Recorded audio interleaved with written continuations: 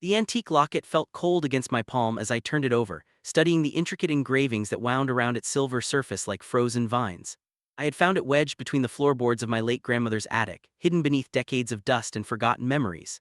The clasp was stiff with age, but when I finally pried it open, I found something that would change everything I thought I knew about my family. Inside wasn't a photograph as I'd expected. Instead, a tiny, folded piece of paper, yellowed and fragile, bore a single line in handwriting I didn't recognize. "He put it in me, the courage to live again." Those words were the beginning of a story I never knew existed. A story about my grandmother, Margaret, and the summer of 1962 that shaped the woman she would become, the choices she would make, and ultimately the family that would one day include me. Margaret Chen stood at the edge of Willow Creek, watching the water slip over smooth stones with a sound like whispered secrets. At 17, she had perfected the art of invisibility. In a small town like Millbrook, where everyone knew everyone's business across 3 generations, being invisible was both a survival skill and a prison. The year was 1962, and the world was changing in ways that hadn't quite reached their corner of rural Pennsylvania. The town still operated on old rules, unspoken but ironclad. Chinese families like the Chens, who had arrived 2 generations ago to work the railroad, occupied a peculiar space, tolerated but never quite belonging, present but rarely seen. Margaret's father ran the only laundry service in town, rising before dawn to press the shirts of men who wouldn't meet his eyes when they picked them up. Her mother kept the books and never, ever complained. They had taught Margaret that safety came from keeping your head down, your voice quiet, and your dreams small. But Margaret had a secret: she wrote poetry. Not the safe, pretty verses about flowers and moonlight that her English teacher, Mrs. Henderson, praised and pinned on the classroom bulletin board. No, Margaret wrote about the ache of feeling invisible, the fury of swallowed words, the suffocation of a life lived in the margins. She wrote these poems in a battered notebook she kept hidden under her mattress, and she had never shown them to a single soul. Until that summer afternoon by Willow Creek, when a voice behind her said, "You know, if you stand there much longer, the fish are going to start charging you rent." Margaret spun around, her heart hammering. The boy, no young man standing behind her, was someone she'd seen around town but never spoken to. Daniel Wright was the son of the Methodist minister, which made him practically royalty in Millbrook's social hierarchy. He was tall, with sandy hair that perpetually looked like he'd just run his hands through it, and eyes that were startlingly blue even from several feet away. "I didn't mean to startle you," he said, raising his hands in mock surrender. "I come here to fish, but the fish seem to know I'm terrible at it. They're probably down there laughing." Margaret knew she should excuse herself, knew that being seen alone with a white boy, especially one like Daniel Wright, would set tongues wagging faster than a telegram. But something about the self-deprecating humor in his voice, the genuine apology in his expression, made her pause. "Maybe they're just smarter than you give them credit for," she heard herself say, and then immediately wanted to swallow the words back. But Daniel laughed, a real laugh, not the polite chuckle she was used to hearing from classmates. "You're probably right. I'm Daniel, by the way, Daniel Wright. I know who you are. And you're Margaret Chen. I know who you are too." He paused, then added, "I've seen you in the library. You always sit in the corner by the window and you read like the world could end and you wouldn't notice." Margaret felt heat creeping up her neck. She had thought herself invisible there too, lost in books while life happened around her. The idea that someone had been watching, had noticed, was both thrilling and terrifying. "I should go," she said, gathering her things. "Wait," Daniel said, and there was something urgent in his voice that made her stop. "I'm sorry, that was creepy, wasn't it? Admitting I've noticed you. I just meant, I've wanted to talk to you for a long time, but I never knew how." "Why would you want to talk to me?" The question came out harsher than she'd intended, edged with all the accumulated hurt of 17 years of being overlooked, talked around, rendered invisible. Daniel's expression shifted, becoming serious. "Because you're the only person I've ever seen look at the world the way I do, like you're memorizing it for something important, like you're trying to figure out what it all means." No one had ever said anything like that to Margaret before. No one had ever looked at her and seen something beyond the Chen girl, or the quiet one, or, from the laundry. "I write," she blurted out, then immediately regretted it. "I mean, I keep a journal, notes, it's nothing." "I'd love to read it sometime," Daniel said, and she could hear the sincerity in his voice. "If you'd ever want to share it." Margaret should have said no, should have made an excuse and left and never spoken to him again. Instead, she found herself saying, maybe, someday. That was how it started, not with grand gestures or dramatic declarations, but with a maybe. With the smallest opening in the wall Margaret had built around herself and someone who noticed it and waited patiently on the other side. Over the following weeks, those chance meetings by Willow Creek became less chance and more ritual. Margaret would finish her chores at the laundry, tell her mother she was going to the library, and instead find her way to their spot by the creek.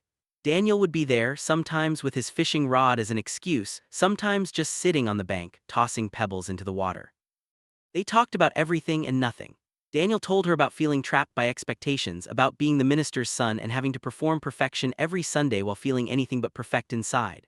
Margaret slowly, carefully began to share pieces of herself, her love of words, her frustration with the narrowness of her world, her dreams that felt too big for Millbrook but too fragile to survive anywhere else. "What do you dream about?" Daniel asked her one afternoon in late June when the heat made the air shimmer above the water. Margaret hesitated. She had never said these dreams aloud, as if speaking them might jinx them or reveal how foolish they were. But Daniel waited, patient as always, and finally she said, "I want to write things that matter, things that make people feel less alone. I want my words to mean something."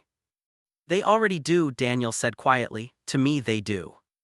It was the first time she had seen in his eyes what she'd been afraid to name in her own heart. The awareness changed everything and nothing. They were still just two people talking by a creek, but now there was weight to every word, significance to every shared silence. "My father would lose his congregation if anyone knew I was spending time with you," Daniel said one day, not cruelly, just stating a fact. "My parents would lock me in my room until I was 30, Margaret replied with a sad smile. "It's not fair." "No, but that doesn't change it." Daniel picked up a flat stone and skipped it across the water. It bounced 3 times before sinking. "What if we changed it? What if we just didn't care what they thought?" Margaret wanted to believe it could be that simple, but she had seen enough of the world to know better. She had seen how her father's shoulders hunched a little more after each subtle slight, how her mother's smile grew tighter with each backhanded compliment from the church ladies who brought their Sunday dresses to be cleaned. She had learned that some battles couldn't be won by simply deciding not to fight them. "It's a nice dream," she said softly. "So is being a writer," Daniel pointed out, "but you haven't given up on that, have you?" He had a point. Margaret had spent her whole life being practical, being careful, being invisible. But there was a part of her, the part that wrote furious poetry at midnight and dreamed of a life beyond Millbrook, that was tired of being careful. "Show me your writing," Daniel said suddenly. "Please, I've been asking for weeks and you keep saying maybe. I want to know the you that lives on those pages." Margaret's hand instinctively went to her bag where the notebook always lived, tucked safely out of sight. She had never shown her real writing to anyone. The thought of it made her feel like she was standing naked in the town square. But Daniel was looking at her with such open hope, such genuine desire to understand, that she found herself pulling out the battered notebook with trembling hands. "They're not good," she warned him. "They're just honest." Daniel took the notebook like it was made of glass, handling it with a reverence that made Margaret's throat tight. He opened it carefully and began to read. Margaret watched his face, trying to decipher every micro-expression, every slight change in his breathing. The silence stretched on and she began to regret her decision. This was too much, too soon, too vulnerable. Then Daniel looked up, and his eyes were shining. "Margaret," he said, his voice rough with emotion, you have to share these, people need to read these." "They're just poems about being angry and invisible," Margaret said, trying to deflect the intensity of his reaction. "They're about being human," Daniel corrected. "About feeling trapped and furious and hopeful all at once. They're beautiful and terrible and real in a way that most things aren't." He paused, then added, "You have a gift, a real gift." No one had ever called her gifted before. Useful, yes, hardworking, certainly, quiet, obedient, acceptable, all of those, but never gifted, never special. "My mother says writing is for people who have time to waste," Margaret said, trying to maintain her defenses even as she felt them crumbling. "Then we'll make time," Daniel said with sudden decision. "We'll make space for it, for you, for this." "How?" Daniel thought for a moment, then his face lit up with an idea. "There's a poetry competition. The county fair is holding one this August. First prize is $50 and publication in the county newspaper. You should enter." "I can't," Margaret said automatically. "My parents would." "Your parents wouldn't have to know until you won," Daniel interrupted. "You could submit it anonymously, and when you win, because you will win, Margaret, these are incredible, then you could tell them." It was a wild idea, an impossible idea, but Margaret felt something stirring in her chest that she hadn't felt in a long time: hope. "He put it in me," she would write years later in the letter that would end up in the locket. "The courage to live again, to believe that my voice mattered, that my words had power, that I deserved to take up space in the world." But that revelation was still weeks away. For now, in the summer heat by Willow Creek, Margaret Chen made a decision that would change the trajectory of her entire life. "Okay," she said, "I'll do it." Daniel's smile could have lit the whole town. The next few weeks passed in a blur of secret meetings and stolen moments. Daniel helped Margaret select her strongest poems for the competition, 3 pieces that had to work together to tell a story. They settled on a triptych about identity, belonging, and hope. Margaret revised them obsessively, crossing out lines and rewriting them until her hands were stained with ink. But as August approached, the weight of what they were doing began to settle on Margaret's shoulders. It wasn't just about the poetry competition anymore. It was about the time she was spending with Daniel, the lies she was telling her parents about where she was going, the way her heart had started to betray her every time she saw him. She was falling in love with him. She knew it was foolish, knew it was dangerous, knew it could only end in heartbreak. But knowing something and feeling it were 2 different things, and her feelings had stopped listening to logic weeks ago. One evening in late July, as they sat by the creek watching the sunset paint the sky in shades of gold and rose, Daniel reached for her hand. It was the first time they had touched beyond accidental brushes of fingers, and the contact sent electricity through Margaret's entire body. "I need to tell you something," Daniel said, his voice serious. "And I need you to listen without interrupting, okay?" Margaret nodded, her heart pounding. "I'm leaving Millbrook," Daniel said. "I got accepted to Columbia University in New York. I'm going to study literature and theology. I got the letter 3 weeks ago." The world seemed to tilt under Margaret. Of course he was leaving. Of course this was temporary. She had been a fool to think otherwise, to let herself hope for something different. "Congratulations," she managed to say, trying to keep her voice steady. "I haven't finished," Daniel said, tightening his grip on her hand. "I'm telling you this because I want you to come with me, not now obviously, but after you graduate next year. Columbia has scholarships for exceptional students, and Margaret, you're exceptional. We could submit your work, build a portfolio, get you into a good program. You could study writing, actually pursue this dream instead of just hiding it in a notebook." Margaret felt like she couldn't breathe. "Daniel, that's impossible. My parents need me, the laundry."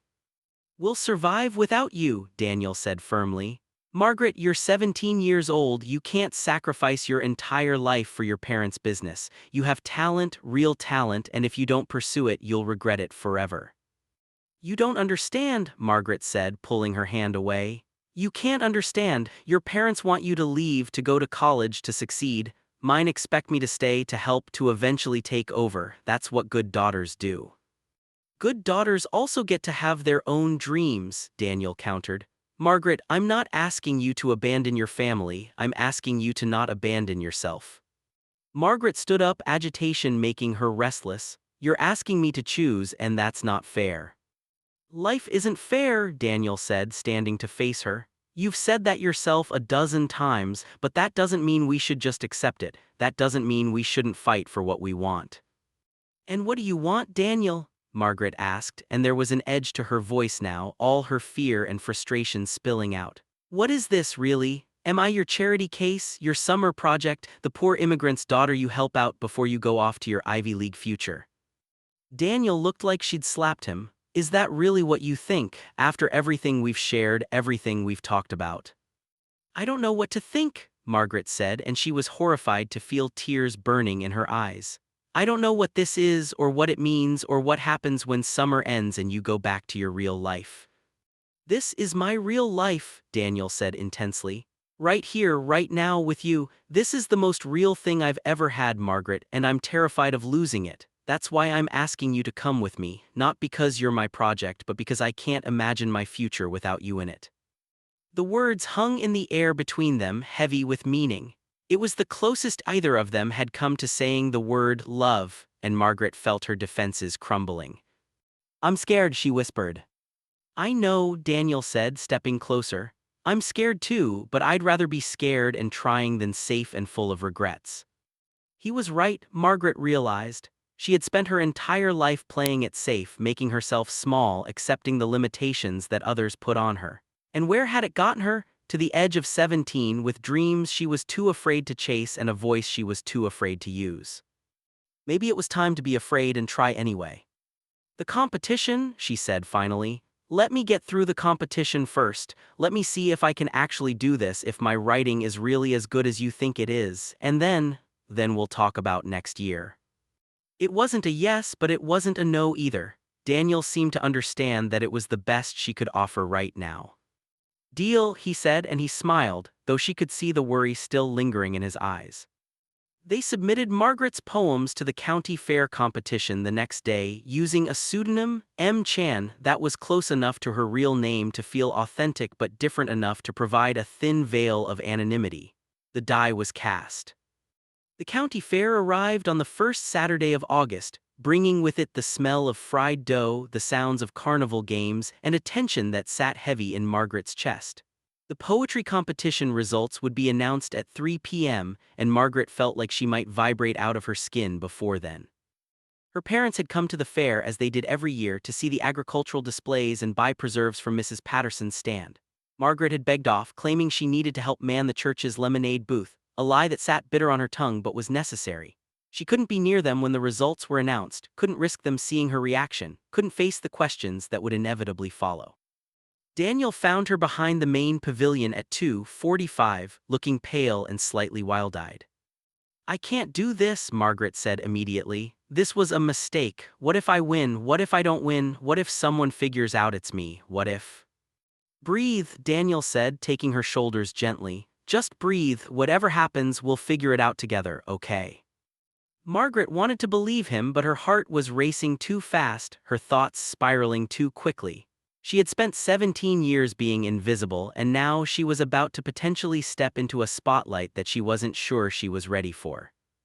At 3 p.m., they stood at the back of the crowd that had gathered for the announcement.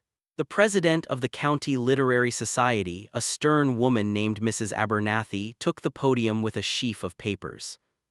"We had an unprecedented number of entries this year," Mrs. Abernathy began, and Margaret's stomach dropped. The judging was extremely difficult, however, 3 entries stood out as exceptional. She announced the third-place winner first, then second. Margaret felt relief and disappointment warring in her chest. At least she hadn't embarrassed herself, at least.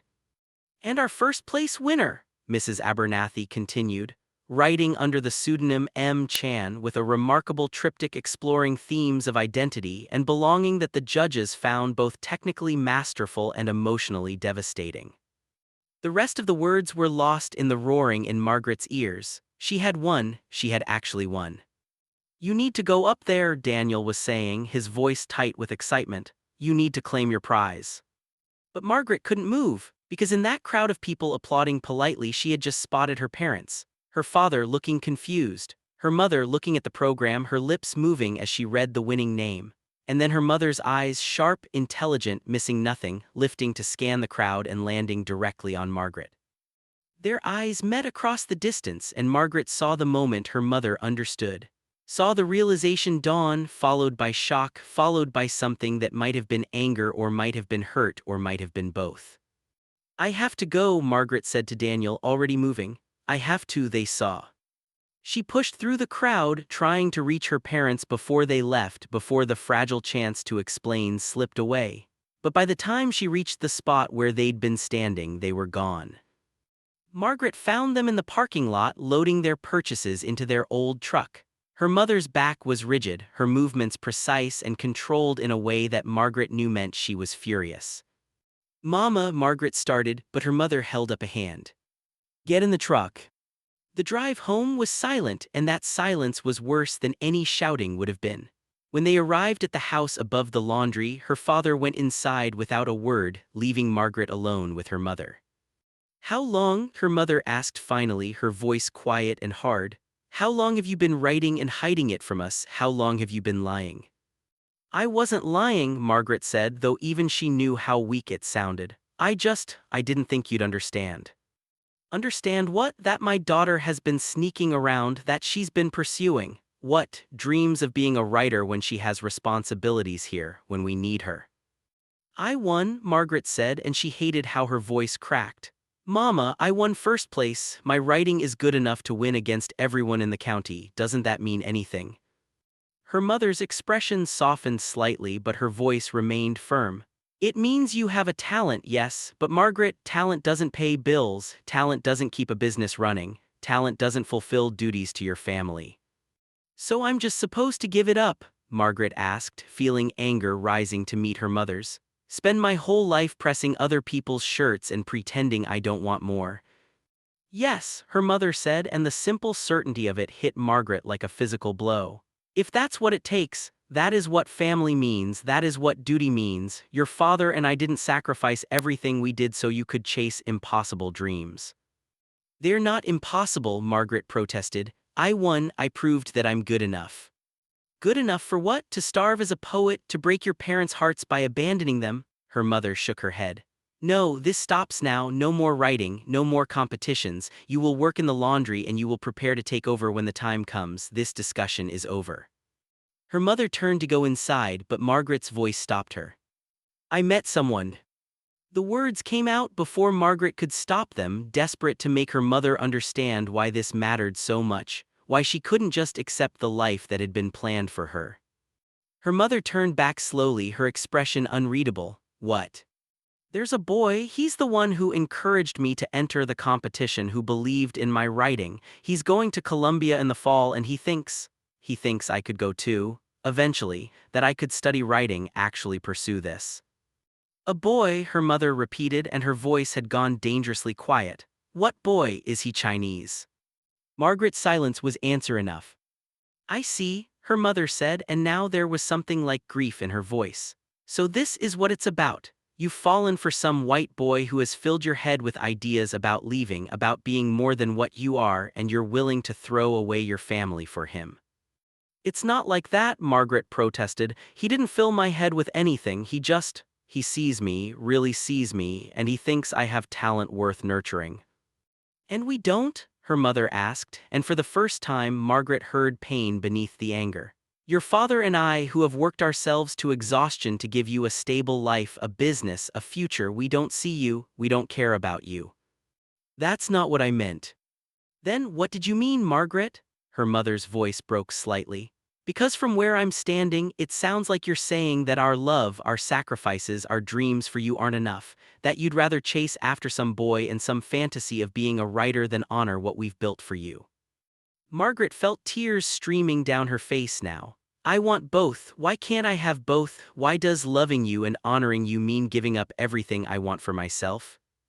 Because that is how the world works, her mother said tiredly. You think I didn't have dreams once, you think your father didn't want more than a life spent cleaning other people's clothes, but we learned to find happiness in what we had, in what was possible for us. We learned that family comes first. And what about me? Margaret asked, her voice barely above a whisper. When does what I want matter? Her mother looked at her for a long moment, and Margaret thought she saw something soften in her expression. But when she spoke, her voice was still firm. It matters, it always mattered. But Margaret, you have to understand, the world is not kind to people like us. And it is especially unkind to people like us who reach for things that weren't meant for them. I am trying to protect you from heartbreak, from disappointment, from a life spent wanting things you can never have. But what if I can have them? Margaret asked. What if I'm good enough and brave enough and willing to work hard enough? What if I could actually make it? And what if you can't? Her mother countered. What if you throw away everything certain for a dream that doesn't come true? What then? Margaret had no answer for that. Her mother nodded, as if Margaret's silence confirmed something she already knew. You will stop seeing this boy, her mother said, her voice returning to that firm, non-negotiable tone. You will focus on your schoolwork and your duties here, and you will put this writing foolishness behind you. This is not a punishment, Margaret. This is me trying to save you from yourself. She went inside, leaving Margaret standing alone in the fading light of that August evening. And for the first time in her life, Margaret felt the full weight of what it meant to be trapped between two worlds, two futures, two versions of herself that couldn't coexist. Margaret didn't see Daniel for 3 days. She threw herself into work at the laundry, pressing shirts with mechanical precision, avoiding her parents' eyes, feeling like a ghost haunting her own life. Her notebook remained hidden under her mattress, untouched. The $50 prize from the competition sat in an envelope in her drawer, money she was afraid to spend because it felt like evidence of her betrayal. On the fourth day, Daniel showed up at the laundry. Margaret saw him through the front window and her heart seized. Her mother was in the back working on the books. Her father was out making deliveries. She had perhaps 5 minutes before someone came back and found him there. She went outside quickly, pulling the door shut behind her. "You can't be here," she said immediately. "I had to see you," Daniel said. He looked tired, worried, and determined all at once. "You didn't come to the creek, you didn't leave a message at the library like we planned. Margaret, I've been worried sick. What happened?" Margaret looked at him and felt her carefully constructed defenses beginning to crumble. "My parents know about the competition. They saw me at the fair and my mother figured it out, and I told her about you." Daniel's expression shifted. "What did she say?" "What do you think she said?" Margaret couldn't keep the bitterness from her voice. "That I'm forbidden from seeing you, that I need to give up writing, that I'm being selfish and ungrateful and throwing away everything they've built for me." "And what do you say?" Daniel asked quietly. It was the question Margaret had been asking herself for 3 days, turning it over and over in her mind like a stone. What did she say? What did she want? "I don't know," she whispered. "I love them, Daniel. I love my parents and I owe them everything. How can I just turn my back on them? How can I choose my dreams over their sacrifices?"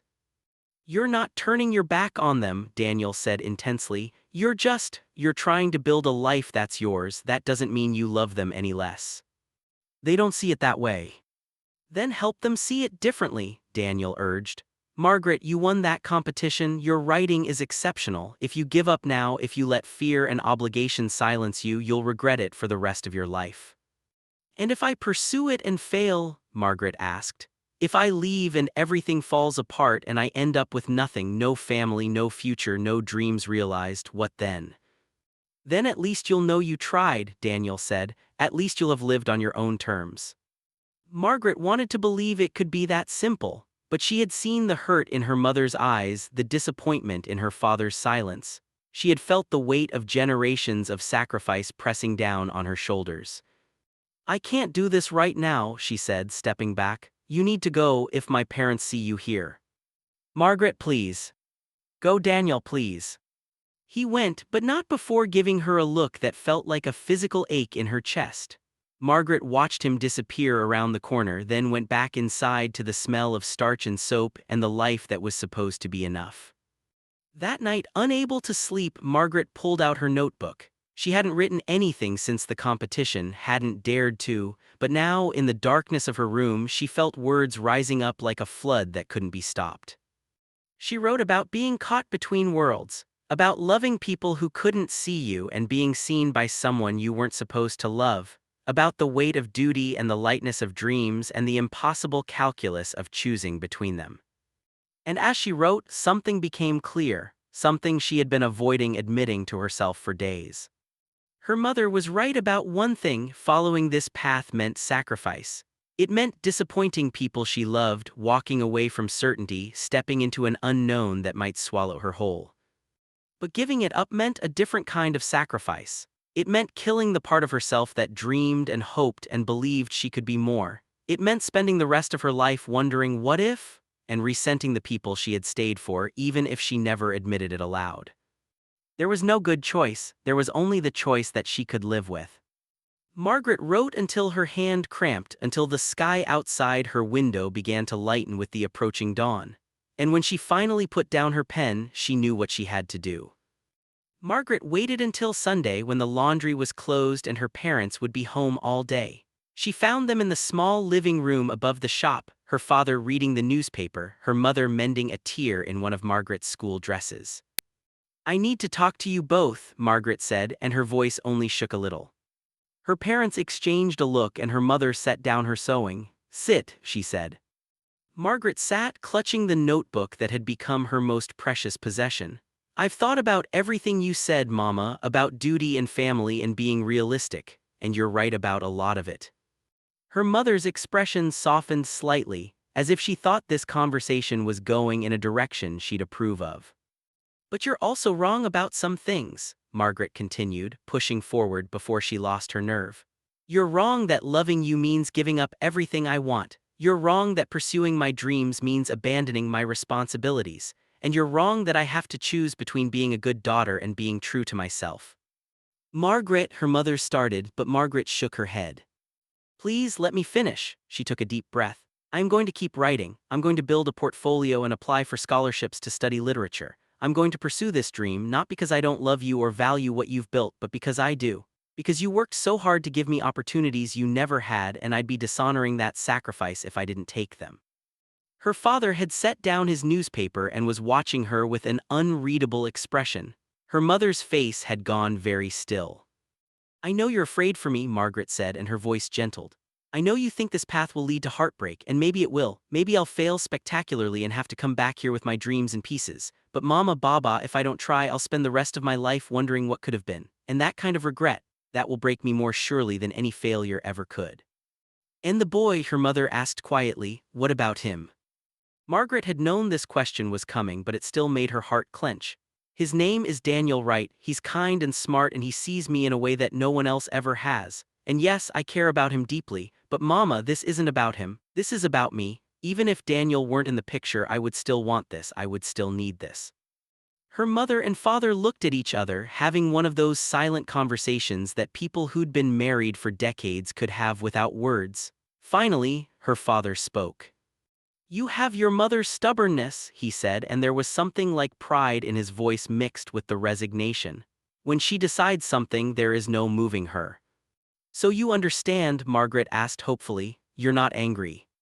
Of course we're angry, her mother said, but her voice had lost some of its edge. We're hurt and scared, and we think you're making a terrible mistake. But Margaret, we're also your parents, and we love you enough to let you make your own mistakes. It wasn't exactly a blessing, but it wasn't a condemnation either. Margaret felt tears of relief pricking at her eyes. There will be conditions, her mother continued. You will finish high school first, you will continue to help with the laundry until you leave for college, and you will be careful with this boy. People talk, Margaret, and their talk can hurt. We cannot protect you from everything. I understand, Margaret said, and I promise I won't let you down. Her mother's smile was sad. You already have everything you need to succeed, you've always had it. I just wish the world were kinder to people who dream. That conversation became the turning point. Over the following weeks, Margaret's life transformed in small but significant ways. She continued to meet Daniel by the creek, but now without the weight of secrecy. Her parents never gave their explicit approval, but they stopped standing in the way. Margaret's father even read one of her poems, a quiet moment when he picked up her notebook from the kitchen table where she'd left it. He didn't say much afterward, just placed it back carefully and said, Your grandmother wrote poetry too. In Chinese, I wish I had kept them. It was the most her father had ever told her about the family they'd left behind in China, and Margaret realized that perhaps her parents' resistance came not from a lack of understanding but from too much of it. They knew what it cost to reach for impossible things. As summer faded into fall, Daniel left for Colombia. They promised to write, to stay in touch, to find a way forward even with hundreds of miles between them. Margaret watched his bus pull away from the station and felt both grief and hope warring in her chest. But she had her writing, she had her dreams, and for the first time in her life she had permission from her parents and from herself to pursue them. Years later. The years that followed were not easy, but they were hers. Margaret threw herself into her final year of high school with a new sense of purpose. She built her portfolio, applied for scholarships, and wrote with a discipline she'd never had before. Every word was a step toward the future she was building. She and Daniel wrote to each other constantly, long letters full of philosophy and poetry and the mundane details of their daily lives. He sent her books he thought she'd love, articles about writing programs, encouragement when she doubted herself. The distance was hard, but in some ways it clarified what they meant to each other. In the spring of 1963, Margaret received her acceptance letter to Barnard College, Columbia's sister school, with a scholarship that would cover most of her tuition. When she showed her parents the letter, her mother cried, tears of pride mixed with sadness at the upcoming separation. "You're really going," her mother said, holding the letter like it might disappear. "I'm really going," Margaret confirmed. "But Mama, I'll come back to visit and I'll write every week, you won't lose me." "We already lost you," her mother said, but she was smiling through her tears. "The moment you decided to dream bigger than Millbrook, but Margaret, I'm so proud of you, even if I don't always show it well." That summer before college, Margaret spent her days working at the laundry and her evenings writing. She compiled a collection of poems about growing up caught between cultures, about finding your voice in a world that wanted you silent, about the courage it takes to choose yourself. One evening in late August, just days before she was set to leave for New York, Daniel came home for a brief visit before his sophomore year began. They met at their spot by Willow Creek, which had become almost sacred to them, the place where everything had begun. "Are you scared?" Daniel asked, watching the water flow past. "Terrified," Margaret admitted. "What if I'm not good enough? What if I get there and realize I was just a big fish in a tiny pond?" "Then you'll work harder and become better," Daniel said simply. "Margaret, you've already overcome so much, the rest is just showing up and doing the work." "Is that what college is like for you?" Margaret asked. "Just showing up and doing the work?" Daniel laughed. "God, no, it's terrifying and exhilarating, and sometimes I feel like a complete fraud, but it's also the best thing I've ever done, and having you there next year, that's going to make it even better." He reached into his pocket and pulled out a small box. "I have something for you, a going-away gift." Margaret opened it to find a silver locket, delicate and beautiful, with intricate engravings around its surface. "It's antique," Daniel explained. "I found it at a shop in the city. I thought you could keep something meaningful in it, a reminder of home or a poem or whatever helps when things get hard." Margaret's eyes filled with tears. "Daniel, it's beautiful, I don't know what to say." "Say you'll never forget this summer," Daniel said softly. "Say you'll never forget what we discovered here, not just about each other but about yourself." "I could never forget," Margaret promised, fastening the locket around her neck. "This summer changed everything." They sat together until the stars came out, talking about the future they were both terrified of and excited for. And when they finally parted, Margaret felt like she was carrying the weight of that summer with her, the courage, the dreams, the impossible hope that had taken root by this creek. New York City in the fall of 1963 was everything Margaret had dreamed of and nothing she was prepared for. The noise, the crowds, the sheer overwhelming bigness of it all made Millbrook feel like it existed on another planet. Barnard was both welcoming and intimidating. Margaret found herself surrounded by brilliant young women from all over the country, many of whom seemed to speak a language of privilege and confidence she'd never learned. There were other students of color, other scholarship kids, but they were still a minority in a sea of wealthy white faces. The first few weeks were lonely. Margaret attended classes, did her work, wrote in her notebook, but felt disconnected from the vibrant college life happening around her. She was too afraid to speak up in discussions, too uncertain of her place to join clubs or make friends easily. Daniel, true to his word, was her anchor. They met for coffee between classes, studied together in the library, explored the city on weekends, but Margaret was careful not to lean on him too heavily. This was her journey, her dream, and she needed to find her own way.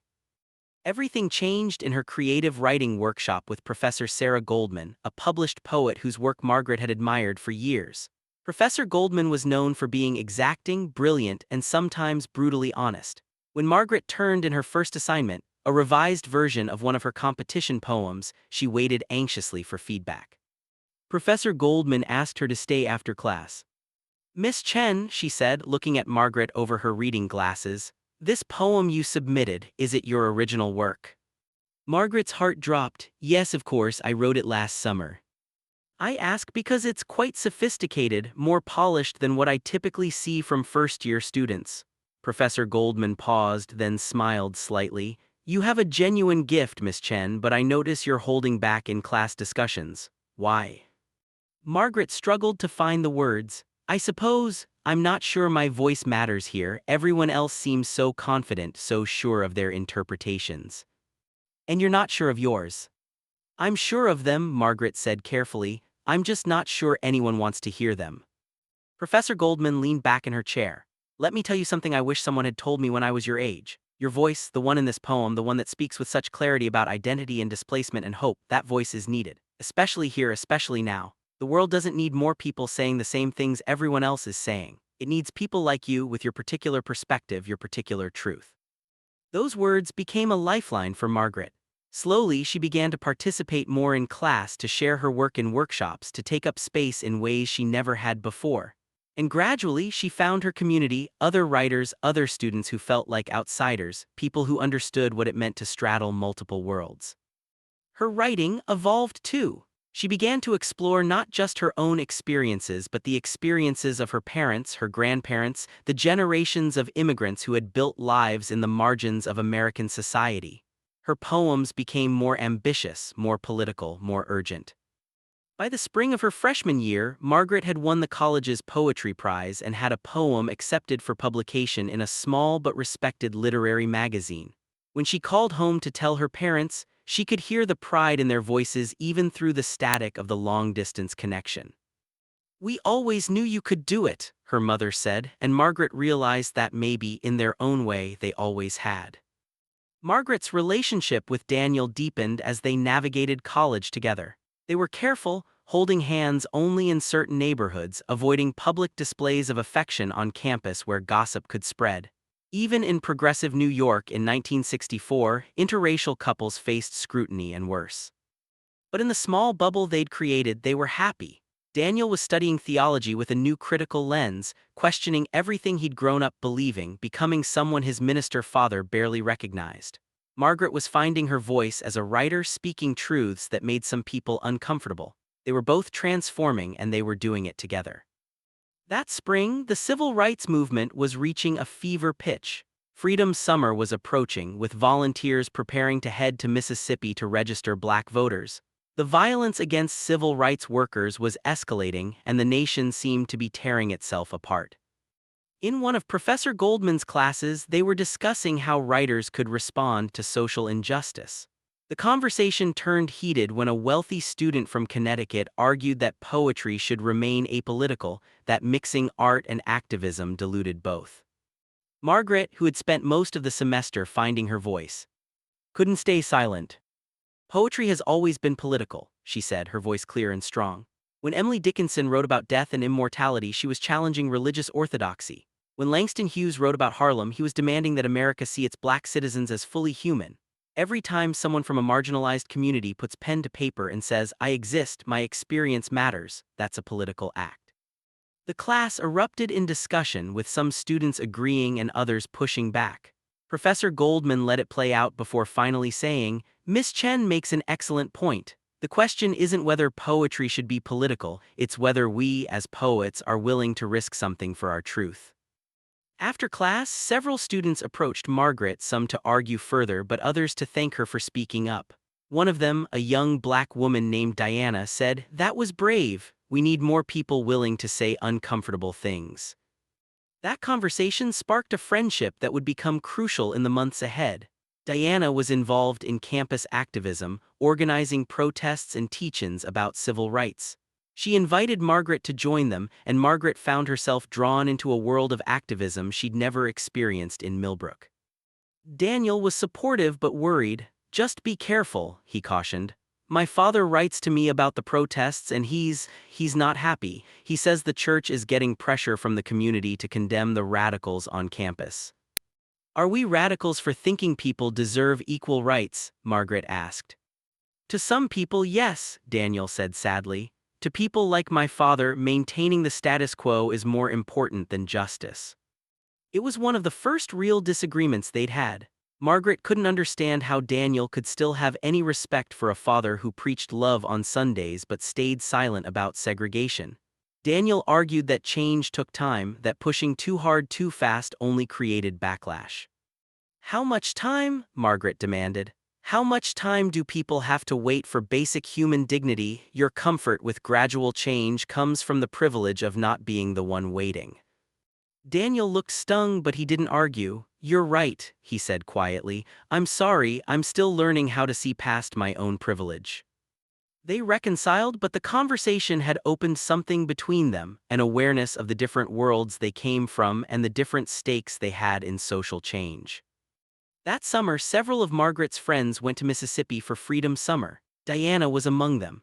Margaret wanted to go too, but her parents begged her not to, terrified of what could happen to their daughter in the Deep South. In the end, she stayed in New York, working a summer job and feeling guilty about her safety while others risked their lives. When news came that 3 civil rights workers had been murdered in Mississippi, Margaret attended the vigil on campus with hundreds of other students. She stood in the crowd, holding a candle, and felt the weight of how much work remained, how far they still had to go.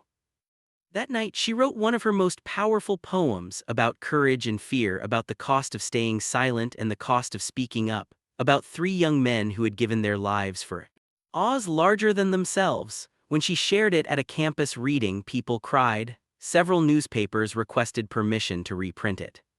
Margaret's mother called after seeing the poem in print. We worry about you, she said. You're making yourself visible, and that can be dangerous. Mama, staying invisible is dangerous too, Margaret replied. It's a different kind of death. Her mother was quiet for a long moment. You sound like your grandmother. She used to say similar things back in China before we left. She paid a price for her boldness. It was the most her mother had ever shared about that past, and Margaret suddenly understood that her fear came from experience, from having seen what happened to women who dared to speak. I know you're scared for me, Margaret said gently, but you taught me to be brave even if you didn't mean to. You were brave when you came to this country. You were brave when you built a business from nothing. You were brave when you let me go. That bravery lives in me now. I know, her mother said, and she sounded tired.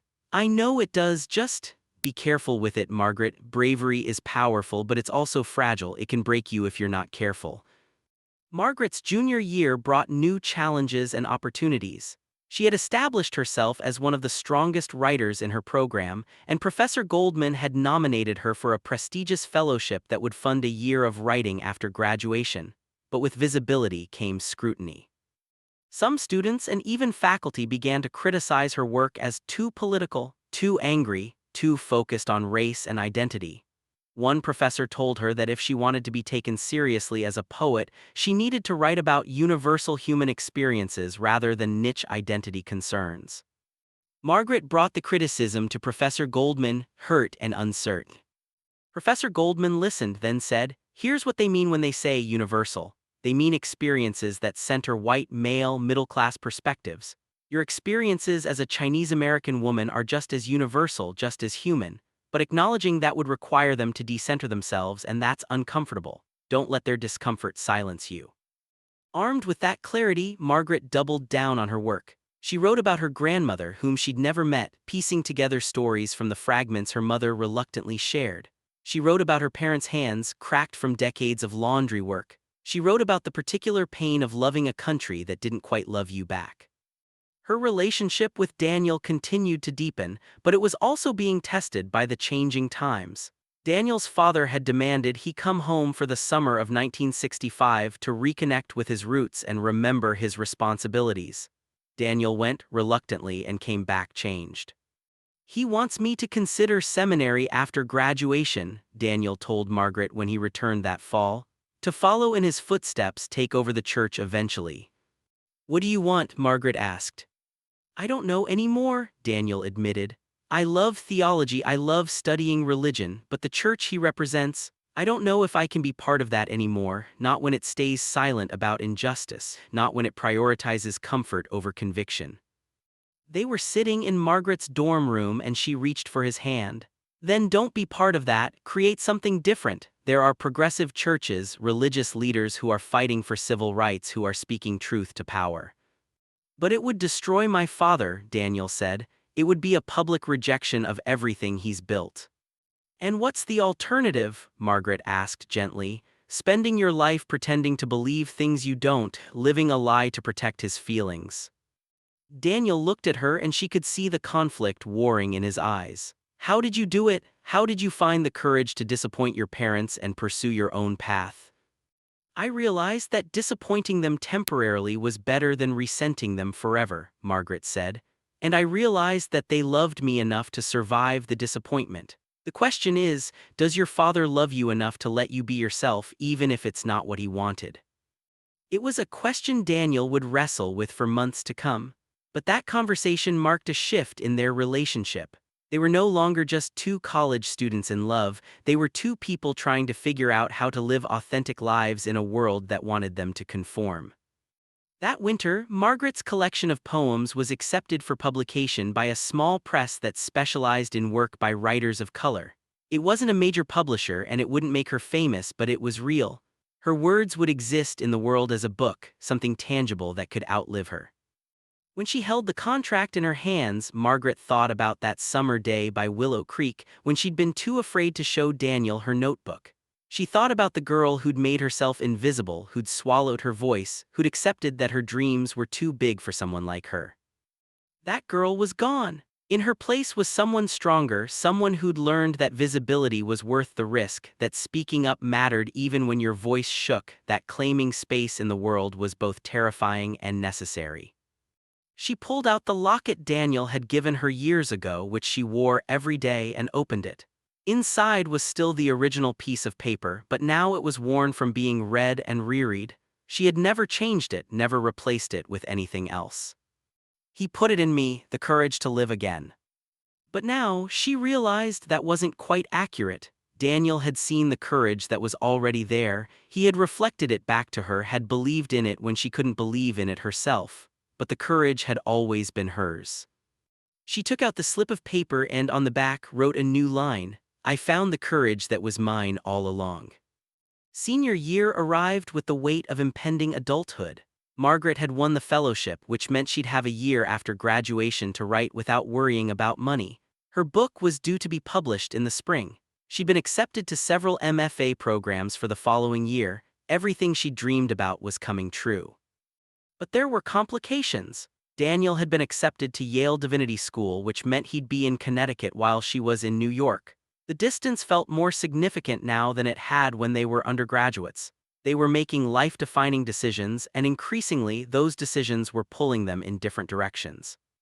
One evening in early spring, Daniel asked Margaret to meet him at a small Italian restaurant near campus, the same place they'd had their first real date years ago. "I've been thinking about the future," Daniel said once they'd ordered, "about us and what comes next." Margaret's heart sped up, uncertain where this was going. "I love you," Daniel continued. "I have loved you since that first summer by the creek. You've made me braver, more honest, more myself, and I can't imagine my life without you in it." He reached across the table for her hand. "I know timing is complicated and we'll be in different cities, but Margaret, I want to face all of that with you, as your partner, officially." It took Margaret a moment to understand what he was saying. Are you proposing?" "Not exactly," Daniel said quickly. "I don't have a ring and I know you'd probably hate a public proposal anyway, but I'm saying yes to you, to us, to whatever future we build together, and I'm asking if you're saying yes too." Margaret looked at him, this person who had seen her when she felt invisible, who had believed in her dreams when she barely believed in them herself, who had grown and changed alongside her through 4 transformative years. She loved him, she did, but she also knew that love wasn't always enough. "I'm scared," Margaret said honestly. "Not of loving you, I'm terrified of what it means to marry you, of what we'd face as an interracial couple, of how our families would react, of how the world would treat us. And I'm scared of losing myself in partnership, of making my dreams smaller to fit into someone else's life." Daniel's face fell slightly, but he nodded. "I understand, those are real fears." "But," Margaret continued, squeezing his hand, "I'm also scared of not having you in my life, of waking up in 10 years and realizing I let fear make my decisions for me, again." She took a deep breath. "So yes, not to getting married tomorrow, but yes to choosing us. Yes to figuring it out together, yes to being brave enough to love you even when it's complicated." Daniel's smile could have lit up the entire city. They agreed to take things one step at a time, Finish senior year. Margaret would take her fellowship year in New York while Daniel started divinity school. They'd visit each other on weekends, and after that year they'd reassess, make new plans, keep choosing each other. It wasn't a fairy tale ending, but it was real, and real was what Margaret had always wanted. Margaret's book, Invisible Legacies, was published in May 1967, just weeks before graduation. The small press had done a beautiful job with it, a simple cover with elegant typography, the pages cream-colored and substantial. Holding it in her hands for the first time, Margaret wept. The book received modest attention, reviews in a few literary magazines, readings at bookstores in New York and Boston, strong sales within academic circles. It wasn't a bestseller, but it resonated with people who saw themselves in her words, who'd never encountered their experiences reflected in poetry before. One review in a progressive literary journal called it a bold new voice speaking truth about the immigrant experience with both tenderness and rage. Another, in a more conservative publication, dismissed it as overtly political and lacking in aesthetic restraint. Margaret framed both reviews and hung them side by side in her apartment. The criticism didn't sting the way it once would have. She'd learned that being dismissed by people who couldn't understand your truth was often a sign you were doing something right. Her parents came to New York for her graduation and for her book launch reading. It was the first time they'd visited the city, and Margaret watched them take in the crowds, the buildings, the sheer overwhelming energy of it all. Her mother looked both awed and terrified. At the reading, Margaret read 3 poems from the collection. The room was packed, her fellow students, professors, Daniel and his friends, and sitting in the front row, her parents. Her father looked uncomfortable in his suit, out of place among the bohemian crowd. Her mother sat straight-backed, her purse clutched in her lap. Margaret read the final poem, the one she'd written about her parents' hands, about the sacrifice woven into every seam they'd sewn, every shirt they'd pressed. As she read the final lines, she looked up and saw her mother crying silently. After the reading, during the reception, Margaret's mother pulled her aside. "That poem," she said, her English careful and deliberate, "about our hands, you saw all of that." "I saw everything, Mama," Margaret said gently. "I saw how hard you worked, how much you sacrificed, how you made yourselves smaller so I could be bigger. I wanted people to know, I wanted to honor that."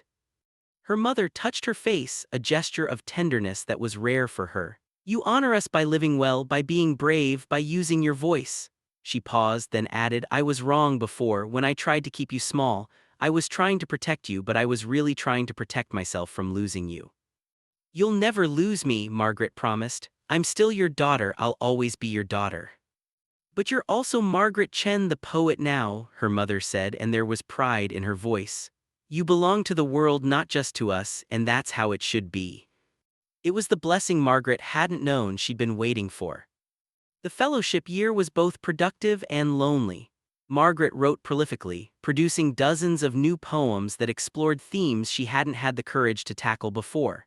She wrote about desire and shame, about cultural expectations around women's sexuality, about the particular pressures faced by daughters of immigrants. But she also missed Daniel terribly. Their weekend visits were wonderful but not enough. Phone calls felt inadequate. Letters, while romantic, couldn't replace physical presence. In the spring of 1968, everything came to a head. Martin Luther King Jr. was assassinated in April, and the nation exploded in grief and rage. Margaret attended vigils and protests, processing her sorrow the only way she knew how, through words. Daniel came to New York the weekend after the assassination, and they held each other while the city burned and mourned around them. But even in the midst of grief, Margaret sensed something was troubling him beyond the national tragedy.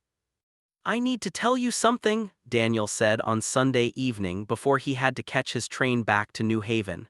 "And I need you to really listen before you react." Margaret's stomach dropped. "Okay. My father had a heart attack last month. He's recovering, but it's serious. And the church board has been pressuring him to name a successor, someone who can take over when he retires." Daniel paused. "They want it to be me." "But you're still in school," Margaret said. "You can't." "I know, but they're willing to wait, and my father—" "Margaret, this is his life's work, his legacy, and I'm his only son. The pressure to say yes is enormous." "What do you want?" Margaret asked, though she was afraid of the answer.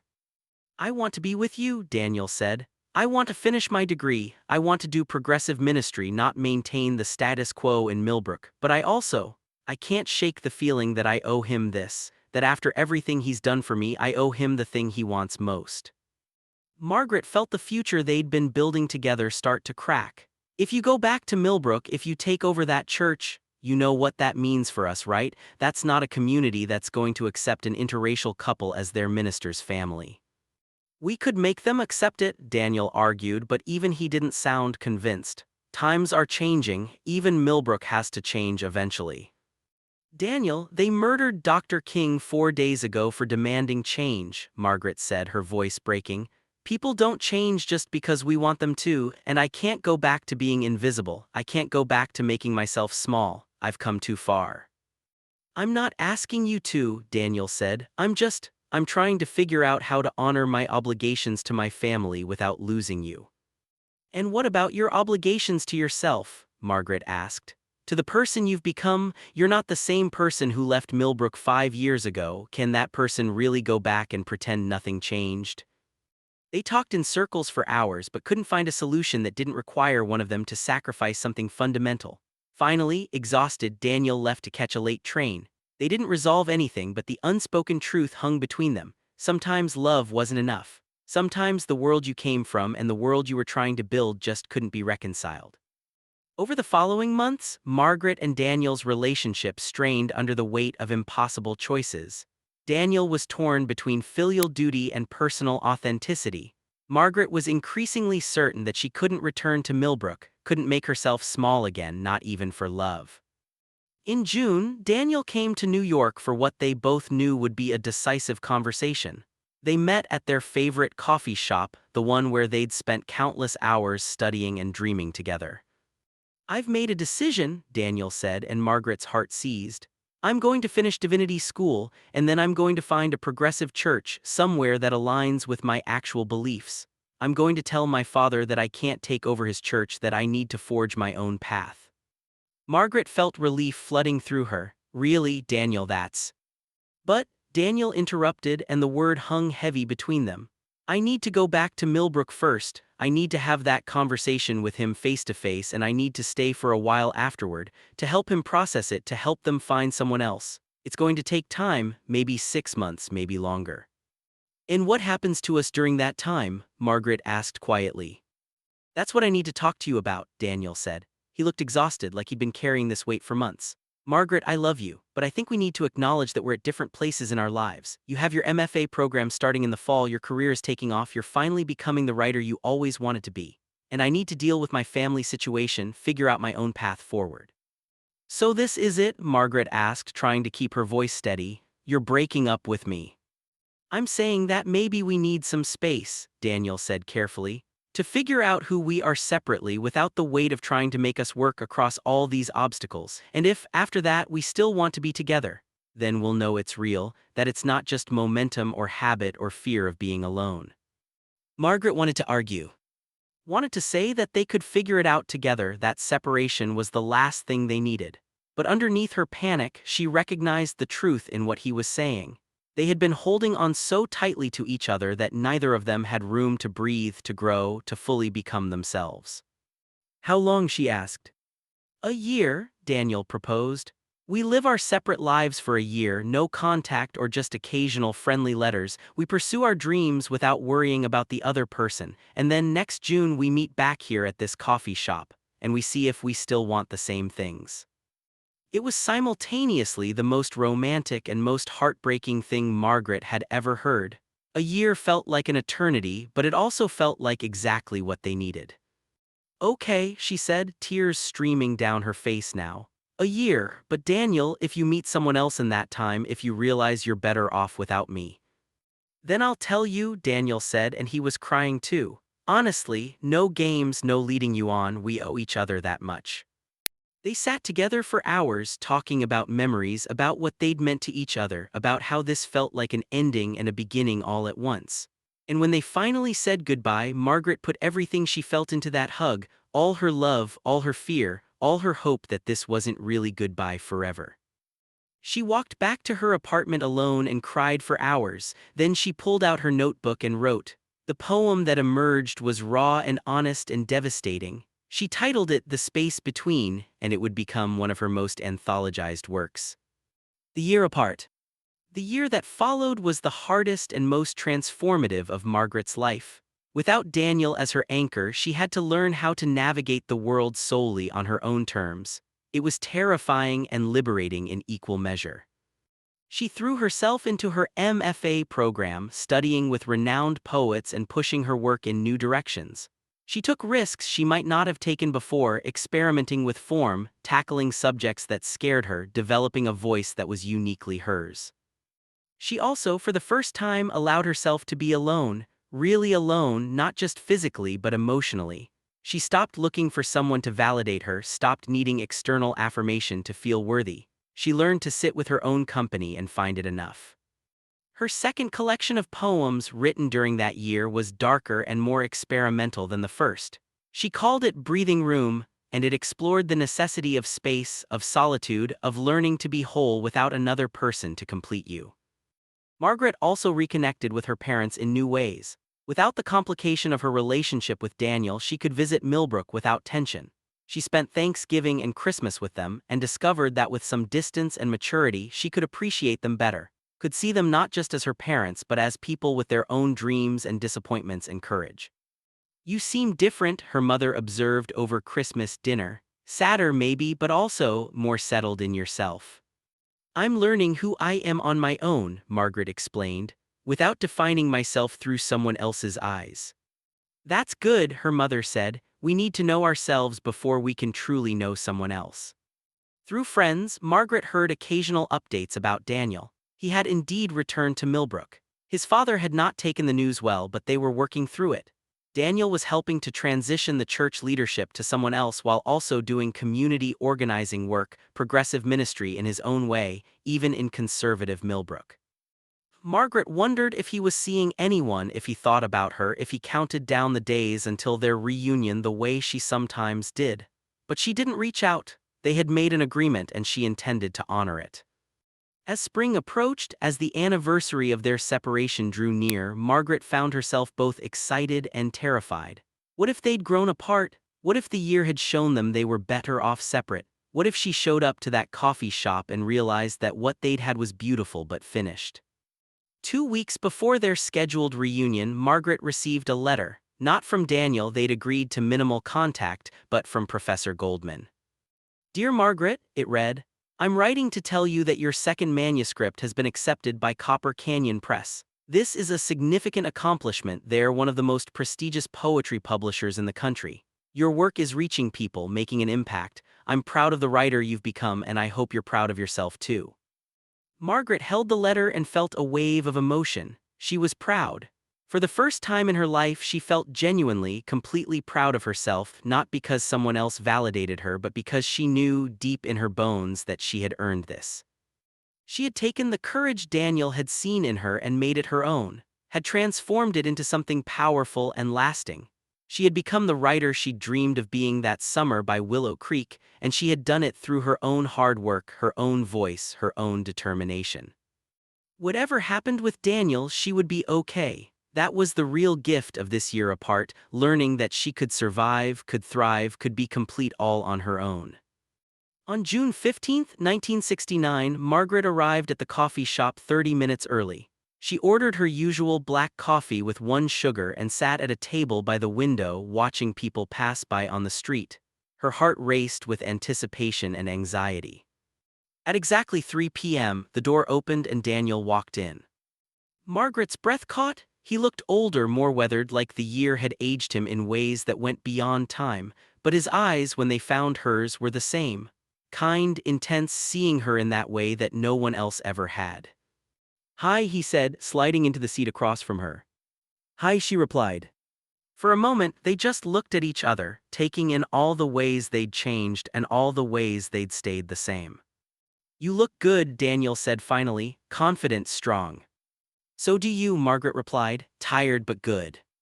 Daniel laughed softly. It's been a hard year, but a good one, I think, necessary.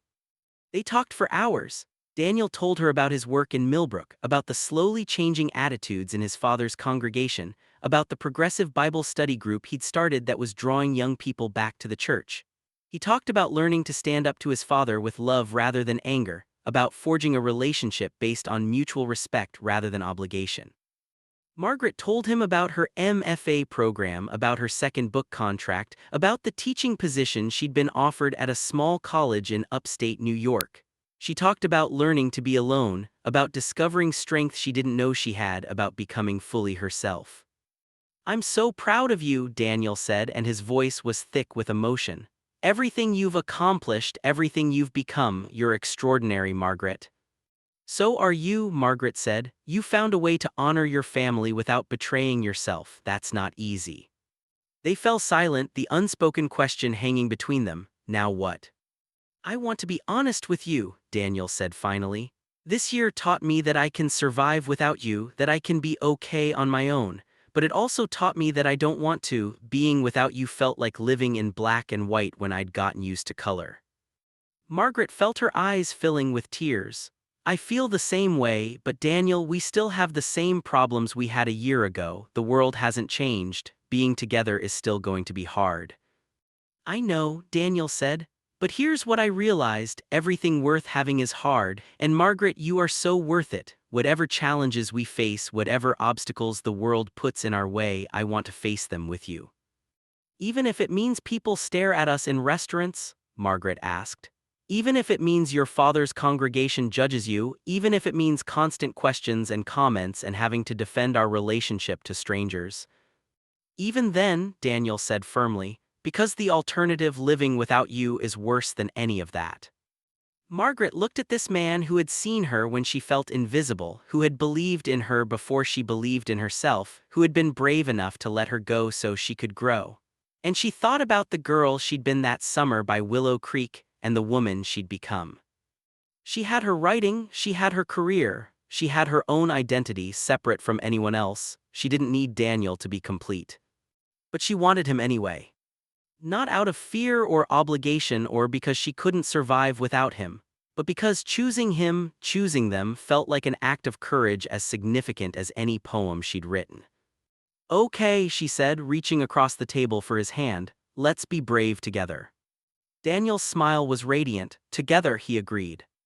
Margaret and Daniel got married quietly in the fall of 1969 in a small ceremony at a progressive church in the village. Only their closest friends attended. Margaret's parents came despite their reservations and stood beside her as she made her vows. Daniel's father did not attend, though he sent a stiff letter of congratulations that Daniel tried to read as progress. They moved into a small apartment in Brooklyn, a neighborhood that was diverse enough that their relationship barely registered as unusual. Margaret taught poetry at Brooklyn College while continuing to write. Daniel found work at a community center, doing the kind of progressive ministry he'd always imagined, helping immigrants navigate city services, organizing tenants' rights groups, teaching English classes. It wasn't always easy. They fought about money, about career priorities, about whose family to visit for holidays. They faced prejudice from strangers and sometimes from people they'd thought were friends. They had to be careful about which neighborhoods they walked through holding hands, which restaurants would serve them without comment. But they also had joy. They had lazy Sunday mornings reading in bed. They had dinner parties with other artists and activists. They had the kind of partnership where they challenged each other to be better while also accepting each other's flaws. Margaret's career continued to flourish. Her second book won a significant award and she was invited to read at venues across the country. She developed a reputation as a poet who wrote unflinchingly about race, identity, and the immigrant experience. Some people loved her work, others accused her of being divisive. Margaret had learned to accept both as signs she was doing something that mattered. Daniel, meanwhile, built a small but devoted community around his work. He wasn't a traditional minister, but he was doing spiritual work, helping people find dignity and hope in difficult circumstances. He wrote articles about progressive theology that occasionally got published in small journals. He was content, even if he never achieved the kind of recognition his father had wanted for him. Years passed. Margaret published 3 more collections. Daniel earned his doctorate in divinity and started teaching part-time. They bought a brownstone that they couldn't really afford and spent years fixing it up. They hosted younger writers and activists, becoming the kind of supportive figures they'd both needed when they were starting out.